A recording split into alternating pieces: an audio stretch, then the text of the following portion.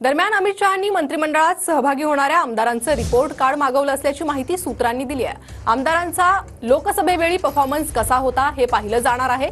लोकसभा विधानसभा निवडणुकीत संबंधित आमदारांना महायुतीचं काम केलं का याचीही माहिती मागितली असल्याची सूत्रांची माहिती आहे। तर अमित शहांनी रिपोर्ट कार्ड घेऊन महायुतीच्या नेत्यांना दिल्लीत बोलावलं असल्याची माहिती आहे।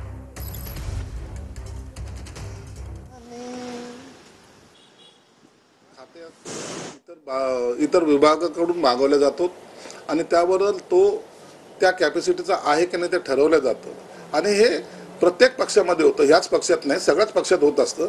म्हणून तो जो काही अहवाल प्राप्त झाला असेल त्यानुसारच या निवड प्रक्रिया होत असतात। म्हणून त्याला एवढं काही वेगळं काही करतात असं काही समजण्याचं काही कारण नाही। पण काही ज्येष्ठ नेत्यांविषयी नाराजी आहे, त्यांना पंचपद त्यांना दिलं जाण्याची किंवा डावललं जाण्याची शक्यता आहे, अशा गोष्टी सुद्धा होऊ शकतात का? Performing non